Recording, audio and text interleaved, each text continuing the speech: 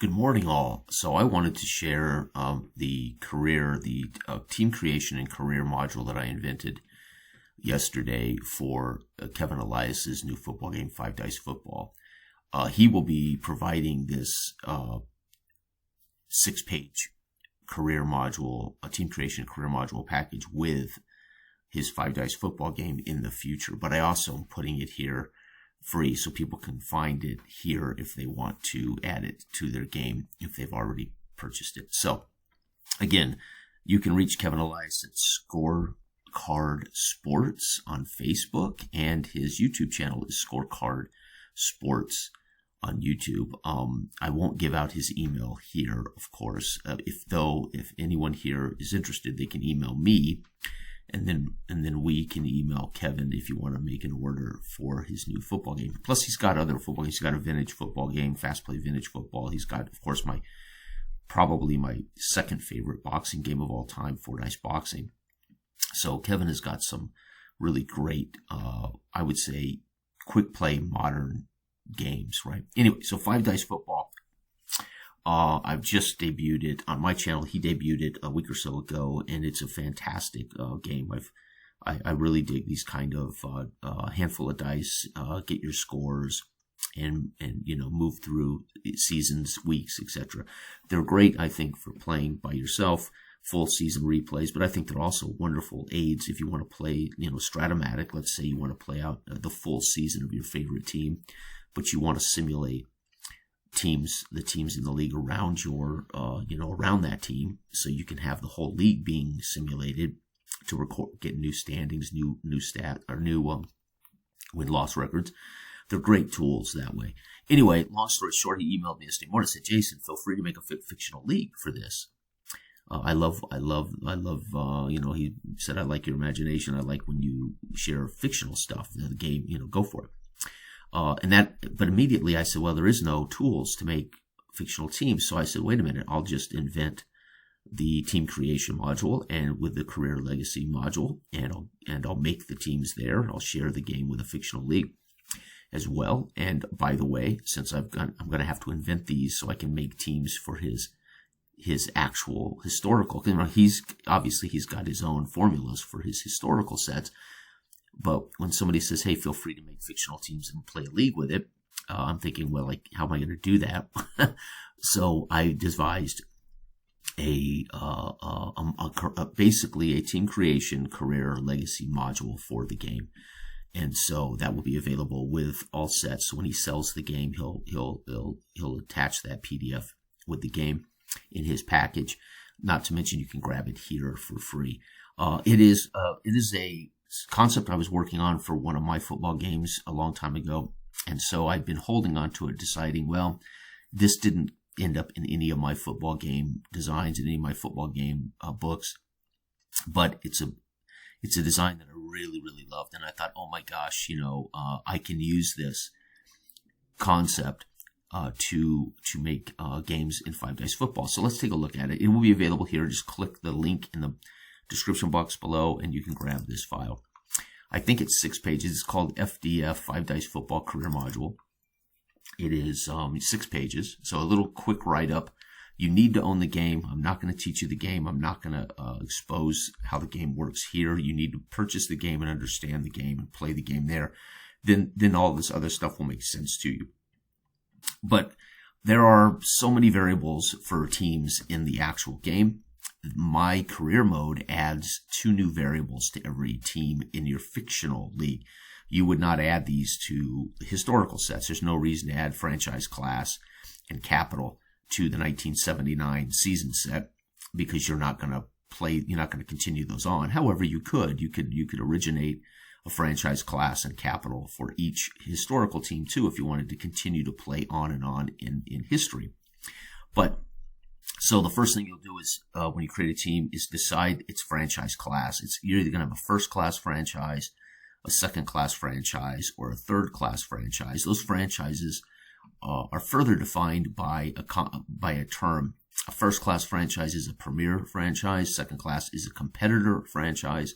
And a third class franchise is a dysfunctional franchise. We all know what these franchises are, right? A premier franchise would have been the Belichick-Brady era of the New England Patriots for 20 years. The San Francisco 49ers would have been a first-class franchise for a decade. The Raiders of the 60s, 70s would have been a premier franchise. So premier franchises, are franchises that seem to continually produce winners, continually threaten to win championships, or are already winning championships. Competitive are organizations that want to be winners. They're trying to build winning teams. They are competitive, but they may not have the money. They may not have the coaching. They may have something missing, but they're trying desperately to get into the premier class. And then, of course, dysfunctional. My God, we can all recognize dysfunctional franchises. The Raiders for the last 30 years. The Jets have been dysfunctional. The Broncos for about a 10-year period have been dysfunctional. They're back on track now with new owners. The Cleveland Browns, in my opinion, have been completely dysfunctional since they came back to pro football, which is sad indeed. The Arizona Cardinals, it appears to me, have been dysfunctional since they won a championship in 1947. So you get what I mean. Dysfunctional are owners who don't care, or owners who are beyond it, or owners who have no money, or they just don't care whether the team wins or loses. They just own a team for the sake of owning it, whatever. So these are the classes that exist, and you'll first do this for every franchise in your league.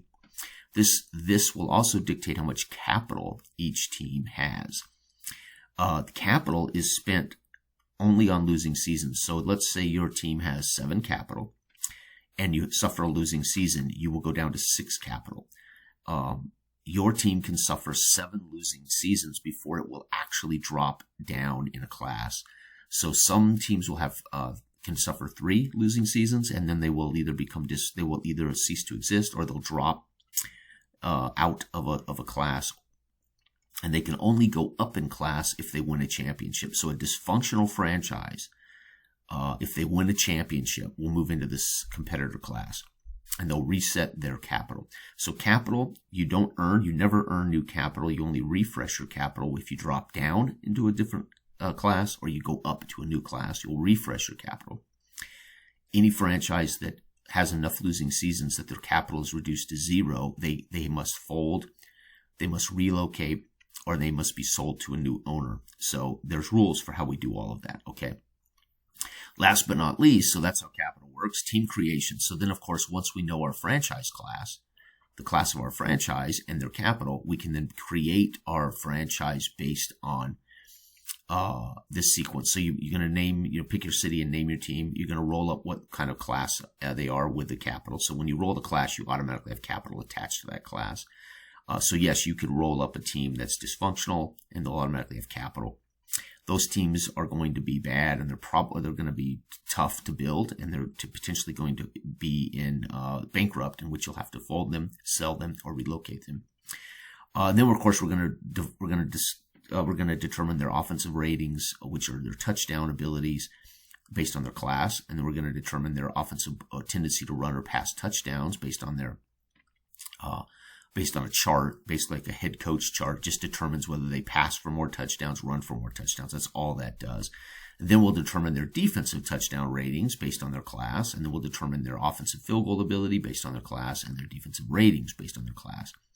So as you can see, 5 Dice Football features 5 variables. So every team in 5 Dice Football is rated in offensive touchdown ability, defensive touchdowns given up, offensive field goal ability, and defensive field goals given up. And they all have a simple pass run percentage that dictates. So let's say I scored a touchdown in the first possession die roll. So I drop all 5 dice, and dice the first possession die correlated to the color red is a touchdown. I would then roll a percentile die to find out if it was a pass touchdown or a run touchdown, and then I could assign it to a player, right? I could assign it to my top receiver or my top back, whatever happens. Okay. Also, if a special ability comes up and triggers a safety or a special team's return or an interception defensive score, well, that's a whole different thing. But they're not rated. The charts will handle that. The teams aren't rated for their ability to score necessarily safeties, touchdown, special teams, or defensive. They'll get them based on a secondary special chance. Okay. Now, I think in 2024 teams, he did rate them for their chances at safeties, special team scores and defensive scores. But his 1986 and 1979 season sets do not individualize that for the teams. So I'm not creating a career I'm not creating team creation in which we're trying to capture whether a team's had a punt return for a touchdown or whatever, right? So we're just going with the 5 key ratings for all teams in 5-dice football. Okay, so once we know our class and our capital, we can then use the charts. So a premier or first class team or a premier class team uses premier to roll up all of its abilities, except styles. Styles is just a simple D10 roll to determine whether your team passes a lot, runs a lot, whatever, separate from your touchdowns. You could have a very good scoring team that happens to be a big run team or a pass team, whatever. So this does not impact the tendencies for scoring, but it does tell you how your team scores its touchdowns. So there you have it. And then there's an off-season sequence every team must go through. So once the season's over, same thing. You're going to use your current class status, because your team can actually drop in class or stay in the same class, or it can improve in class if it wins the championship. You're going to use its new class to put the team through the off-season check. And that's it. It's a pretty simple rule set, but what it does is it allows you to create, and the franchise class represents, again, the ownership, the management, the scouting department, the quality, and it represents the integrity of the franchise ownership as whether they're about winning or not, whether they have got a good system in place to continue to build a winning team.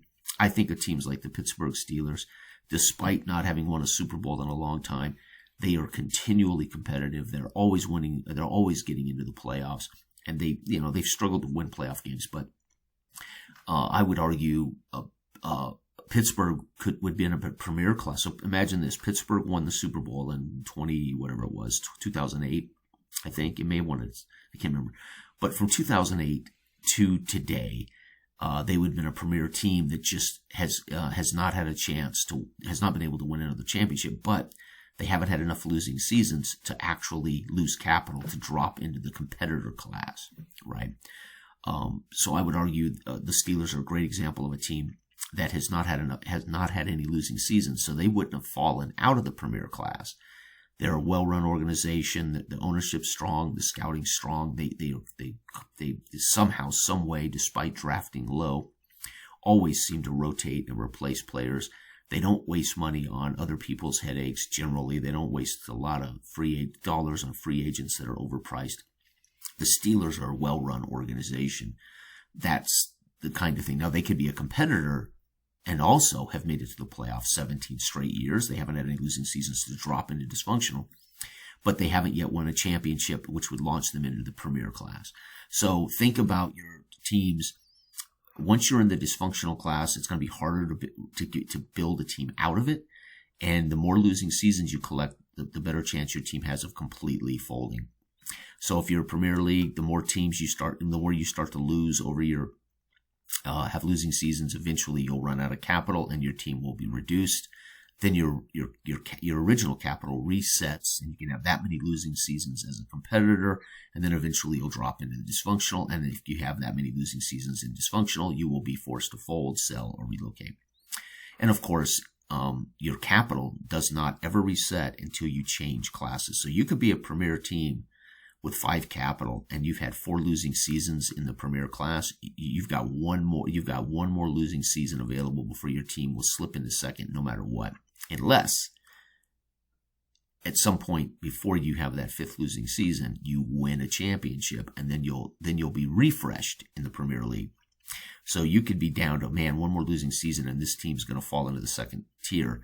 However, we win the title this year, and then I would refresh my capital back up to 5, and I can have 5 more losing seasons before we tumble into second.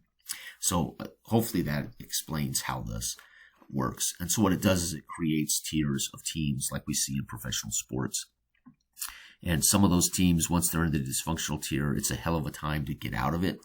Once you're a competitor, you have a chance to eventually get into the Premier by winning a championship. But if you go on a losing streak and have 3 or 4 losing seasons, it could drop your team as you're just losing money continually. You're just not, and you're not able to get out of the rut.